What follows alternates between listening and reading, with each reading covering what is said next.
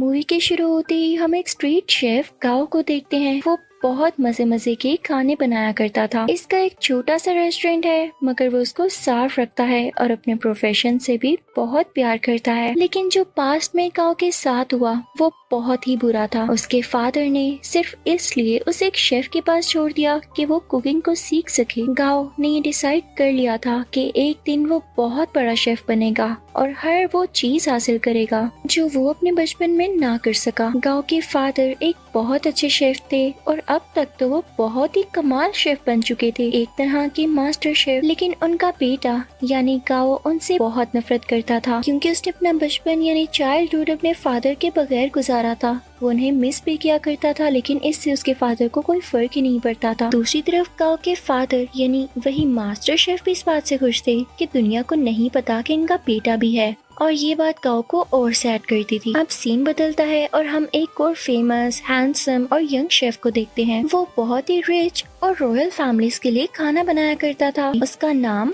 पोल होता है। पोल का ये ख्वाब था कि वो अपने फादर के लिए अपनी कंट्री में एक रेस्टोरेंट बनाएगा, इसलिए वो अब्रोड को छोड़ते हुए और सब ऑफर्स को मना करते हुए अपनी कंट्री वापस आ जाता है। वहाँ जाकर वो एक फिश सेलर के पास जाता है और कहता है कि मुझे एक बड़ी सी मछली तो दिखाओ। तो फिश सेलर उसे मना कर देता है।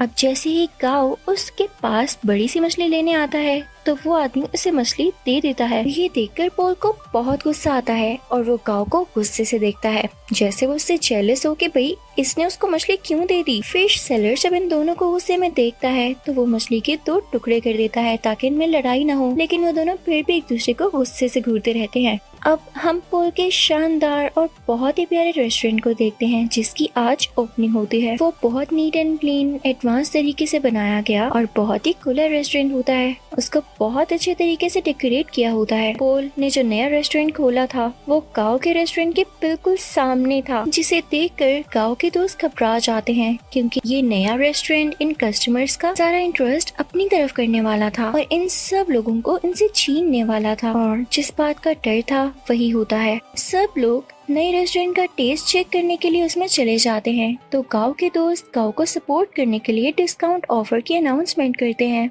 जो कस्टमर्स को वाकई में अट्रैक्ट करती है और वो फिर से गांव के रेस्टोरेंट की तरफ चल पड़ते हैं। इस बात से पोल के दोस्तों को बहुत गुस्सा आता है और वो इनसे आके गुस्से से बात करते हैं कि तुम लोगों के साथ मसला क्या है, हमारी सक्सेस तुम लोगों से देखी नहीं जा रही। फिर एट द एंड दोनों पार्टीज में डिसाइड होता है कि क्यों ना एक कंपटीशन रखा जाए और देखा जाए कि किस शेफ के हाथ में ज्यादा टेस्ट है। अब दोनों को जबरदस्ती कंपटीशन में पार्ट लेने के लिए कहा जाता है। पहले तो वो मान नहीं रहे होते, लेकिन जब एक दूसरे को देखते हैं तो पहचान लेते हैं कि इन लोगों का सामना तो उस दिन फिश स्टॉल पर हुआ था, तो ये लोग कंपटीशन के लिए रेडी हो जाते हैं। अब टेबल लग जाता है और उस पर एक बड़ी सी फिश रखी जाती है जिसको इन दोनों ने काटना था। अब सबसे पहले पोल फिश को काटता है और उसके कांटे बहुत स्मूथली और तेजी के साथ निकालने लगता है। उसका ये तरीका सबको बहुत पसंद आता है। अब वो फिश फेंकता है गाओ की तरफ। गाओ भी फिश को बड़े अच्छे तरीके से काटता है और उसकी स्किन जब सबको दिखाता है तो उस पर जरा सा भी फ्लैश नहीं होता, यानी उस पर जरा सा भी फिश का मीट नहीं लगा होता, तो उसको भी सब बहुत एडमायर करते हैं, यानी दोनों की बराबर तारीफ होती है। अब वहाँ एक चेयरमैन भी होते हैं जो उनसे कहते हैं कि एक इंटरनेशनल कुकिंग कंपटीशन होता है, मुझे लगता है कि तुम दोनों को उसमें पार्ट लेना चाहिए। अब दोनों को प्रूव तो करना था कि इनमें से कौन बेस्ट शेफ है,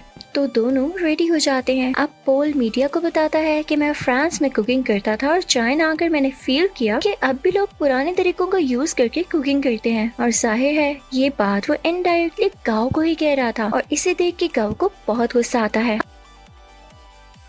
अब वहाँ सबको पता चलता है कि पहले इनका आपस में कंपटीशन होगा। अगर ये लोग उसे जीत जाते हैं तब ये लोग फाइनल तक पहुँच सकेंगे और साथ ही साथ बहुत ही बड़े मास्टर शेफ से मिलने का भी चांस मिलेगा। और ये मास्टर शेफ कोई और नहीं बल्कि गाओ के ही फादर थे। उधर गाओ के रेस्टोरेंट में पोल की दोस्त आती है और गाओ और उसकी दोस्त को रेस्टोरेंट आने का कहती है कि आज का खाना आप हमारी तरफ खाएं। अब वो दोनों यानी गाओ और उसकी दोस्त पोल के रेस्टोरेंट तो जाते हैं, लेकिन उनको खाना पोल नहीं बल्कि पोल की वही दोस्त सर्व करती है। दिखने में वो खाना तो फ्राइड एग और एक प्लांट पोट की तरह लग रहा था, लेकिन उसका टेस्ट एकदम अलग था। तो ये देख के गाओ सोचता है कि वाकई पोल की कुकिंग बहुत एडवांस है, तो वो सीधा किचन में जाता है और उसको गुस्से से कहता है, पोल अपना खाना अच्छा दिखाकर क्या साबित करना चाहते हो, कि तुम बहुत अच्छे कुक हो, तो पोल चुप रहता है और उससे मीट पकाने का कहता है कि चलो देखते हैं कौन ज्यादा अच्छा मीट पका सकता है। गाओ चैलेंज एक्सेप्ट करता है। अब गाओ बहुत ही अच्छे तरीके से वो मीट पकाता है, वो बहुत डिलीशियस लग रहा होता है।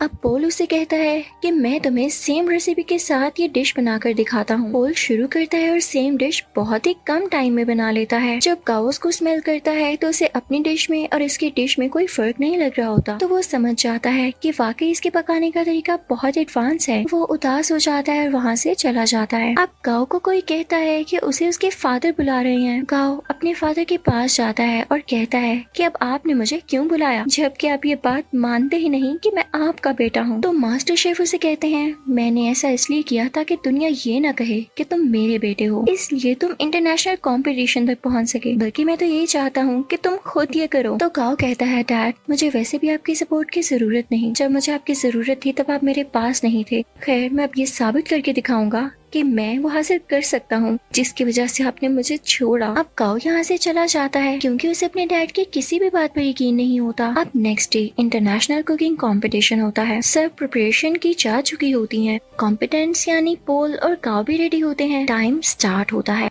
पोल की कोई स्वीट डिश होती है और गाओ की चिकन डिश। दोनों बहुत मेहनत से अपनी डिशेस तैयार करते हैं। पोल तो टाइम से पहले ही अपनी डिश तैयार कर लेता है, लेकिन उसके बाद गाओ की भी शानदार डिश रेडी हो जाती है। उसने भी टाइम पर अपना दिया गया टास्क पूरा कर लिया था। जजेस और ऑडियंस बहुत इम्प्रेस होते हैं और अब उनकी डिशेस को टेस्ट किया जाता है और दोनों के सेम पॉइंट्स आते हैं क्योंकि जज को उनके खाने में इतना ज्यादा डिफरेंस नहीं लग रहा था, यानी दोनों की डिशेस बहुत मजे की थी। तभी स्टेज पर एक जज आता है और इस कंफ्यूजन को क्लियर करने के लिए कहता है कि नो डाउट दोनों की डिशेस की टेस्ट बहुत आला थे, लेकिन मुझे टाइम मैनेजमेंट पॉल की ज्यादा पसंद आई, इसलिए ये कंपटीशन पॉल ने अपने नाम कर लिया है। पॉल यहाँ पर बहुत ज्यादा खुश हो जाता है। गाओ क्योंकि कंपटीशन हार चुका होता है तो वो बहुत ज्यादा उदास होने की वजह से अपने घर भी नहीं जाता और वीडियो गेम्स खेलने के लिए चल पड़ता है। वो कई दिन तक अपना टाइम यूं ही स्पेंड करता रहता है और एक दिन उसके पास वही शेफ आते हैं जिनके पास उसने अपना बचपन गुजारा और उसी के पास गाओ के डैड उसे छोड़ कर गए थे। वो उसे समझाते हैं कि गाओ देखो, हार जीत तो इंसान की जिंदगी का हिस्सा होती है ना, अगर आज तुम नहीं जीत सके तो क्या जरूरी है कि कल भी नहीं जीत पाओगे। लेकिन गाओ घर जाने के लिए तैयार ही नहीं था। उसे बहुत समझाने के बाद कन्विंस कर लिया जाता है कि उसे घर जाना होगा और अगले कंपटीशन की तैयारी करनी होगी। अब पोल बहुत ज्यादा खुश होने की वजह से अपने रेस्टोरेंट जाता है। वो बहुत एंजॉय करता है। उसके सामने उसके दोस्त बैठे होते हैं तो बातों बातों में उसके दोस्त उसे कहते हैं पोल तुम अपनी दोस्त को चांस क्यों नहीं देते हो, वो इतने टाइम से तुम्हारे साथ है, तुम उस पर ट्रस्ट तो करो,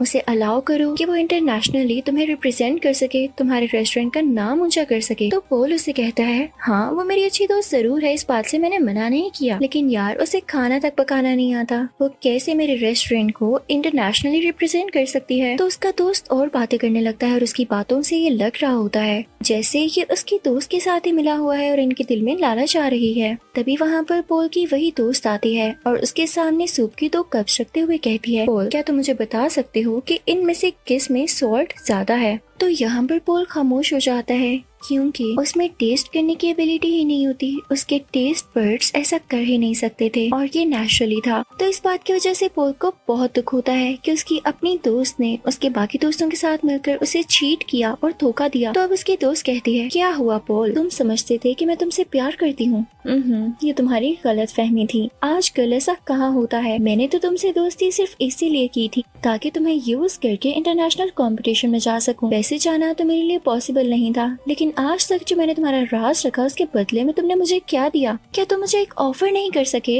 लेकिन अब नहीं, अब मैं खामोश नहीं रहूंगी क्योंकि मैं भी इस कंपटीशन में जा सकती हूँ। अब यहाँ पर एक और बड़ी बात रिवील होती है कि पोल की दोस्त पोल के ही दोस्त के साथ मिलकर पोल को चीट कर रही थी क्योंकि वो दोनों अब रिलेशनशिप में थे और पोल के अगेंस्ट ही एक साजिश यानी कॉन्स्पिरेसी चल रहे थे कि पोल के रेस्टोरेंट को बेच देंगे और उनसे जो पैसे आएंगे उनसे अपनी लाइफ स्टार्ट करेंगे। लेकिन पोल भी ऐसा होने दे नहीं सकता था। पोल बहुत उदास हो जाता है और अपने रेस्टोरेंट से बाहर आ जाता है। रात हो चुकी होती है और वो बाहर बैठकर ड्रिंक करने लगता है। तभी उसे गाँव भी देख लेता है और उसके पास आके कहता है पोल तुम उदास क्यों बैठे हो यार, तुम तो जीत चुके हो, तुम्हें खुश होना चाहिए। तो पोल उससे कहता है हाँ जीत तो चुका हूँ पर हार भी बहुत कुछ चुका हूँ। खैर तुम छोड़ो, तुम्हें एक बात बताता हूँ, सामने ये बैनर देख रहे हो, वो इनफैक्ट गाओ के फादर यानी उसी मास्टर शेफ की पिक्चर होती है। तो पोल उसकी तरफ इशारा करके कहता है कि ये मेरे आइडियल है, मैं चाहता हूँ मैं इनकी तरह बनूं। तो गाओ आगे से हल्का सा मुस्कुराता है और कहता है पोल, ये मेरे फादर हैं, तुम यही सोचते हो ना कि अच्छे इंसान है और तुम इनके जैसा बनो, तो मैं तुम्हें बताऊं मेरे फादर दिल के बहुत बुरे हैं। गाओ उसे अपने पास्ट की स्टोरी बताने लगता है कि उन्होंने मेरे साथ क्या क्या किया। पहले तो पोल कहता है गाओ तुम मजाक कर रहे हो यार, बस कर दो। लेकिन गाओ उसे बताता है नहीं, वो मुझे बचपन में वाकई में छोड़ गए थे, सिर्फ इसलिए कि मैं उनके प्रोफेशन को अपना नहीं पा रहा था। मैंने अपना सारा बचपन उनके बगैर गुजारा है।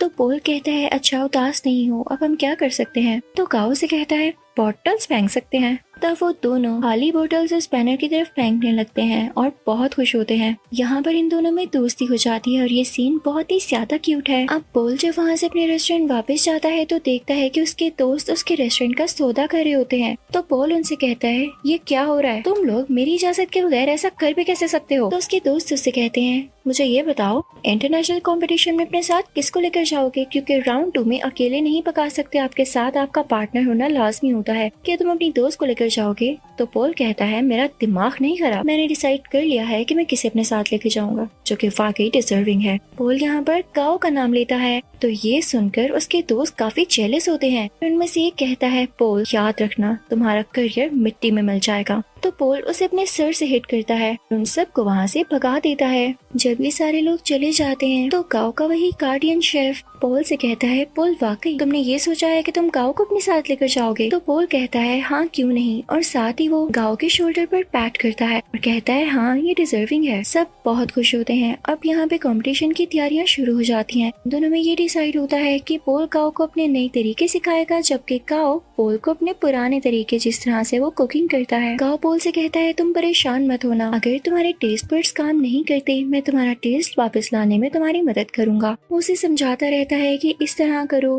पोल भी उसे नए नए तरीके बताता रहता है और यहाँ पर इन दोनों का काफी अच्छा टाइम स्पेंड हो जाता है। ये रोज खाना बनाने की प्रैक्टिस करते, साथ साथ डांस करते, सिंगिंग करते और बातें करते। और अब यहाँ इन दोनों की दोस्ती और भी गहरी हो चुकी थी। अब वो दिन भी आ जाता है जब इंटरनेशनल कंपटीशन का राउंड 2 होता है। ये दोनों अपनी डिश बहुत अच्छे तरीके से बनाने लगते हैं और कम ही टाइम में बहुत अच्छी स्वीट डिश तैयार कर लेते हैं, जो कि जजेस को इतनी ज्यादा पसंद आती है कि वो कहते हैं हमने आज तक ऐसी डिश नहीं खाई। और ये राउंड ये दोनों विन कर लेते हैं और सही कहा जाता है कि यूनिटी इज स्ट्रेंथ। अब इसके बाद शुरू होना होता है थर्ड राउंड, जो कि कुछ दिन बाद था। और ये कंपटीशन इनका उसी मास्टर शेफ यानी गाओ के फादर के साथ था। तो यहाँ पर पोल गाओ से कहता है मुझे लगता है कि तुम इस कंपटीशन को जीत सकते हो, तो तुम चले जाना। तो गाओ पोल से कहता है तुम बहुत अच्छे शेफ हो, तुम्हें तो एडवांस तरीके भी पता है और तुम मेरे से भी ज्यादा अच्छा कर सकते हो। तो पोल कहता है नहीं ऐसी बात नहीं, देखो मैंने अपने फादर का ड्रीम पूरा किया अपना रेस्टोरेंट बनाकर, तो तुम अपने फादर का ड्रीम पूरा करो ना। वो तुम्हें एक बहुत अच्छा शेफ देखना चाहते थे, तो तुम उनके सामने जाकर कुकिंग करो और उन्हें प्रूव कर दो कि तुम बहुत अच्छे शेफ बन सकते हो। तो गाओ मान जाता है और पोल का शुक्रिया अदा करता है। अब थर्ड और फाइनल राउंड स्टार्ट हो चुका होता है।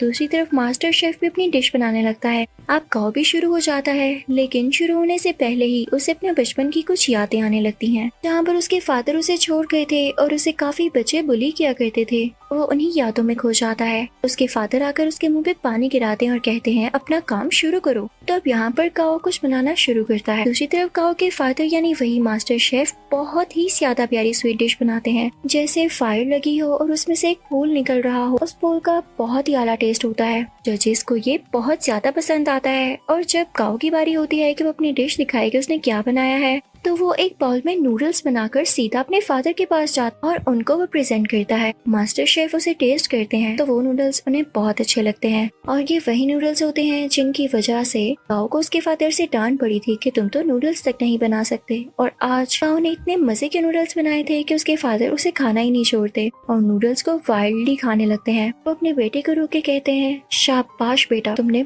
बहुत अच्छा नूडल्स बनाए। वो यहाँ पे काफी इमोशनल हो जाते हैं। तो ऑडियंस को भी पता चल जाता है कि एक तो इनका सरनेम सेम है और इन लोगों का बिहेवियर देख के भी यही लग रहा है कि ये बेटा और बाप हैं। यहाँ पर गाओ का ख्वाब भी पूरा हो चुका था और उनके फादर का भी। अब उधर हम रेस्टोरेंट में देखते हैं कि पोल और गाओ अब साथ काम करते हैं और उनकी ऑडियंस पहले से कई ज्यादा है, यानी उनके पास और भी ज्यादा कस्टमर्स आते हैं। लोग उनका खाना बहुत ज्यादा पसंद करते हैं और इनके रेस्टोरेंट में अब रौनक ही रौनक हो जाती है। इसी के साथ ये मूवी यहीं पर एंड होती है। यहाँ तक आए हो मतलब आपको मूवी अच्छी लगी है। अगर मूवी अच्छी लगी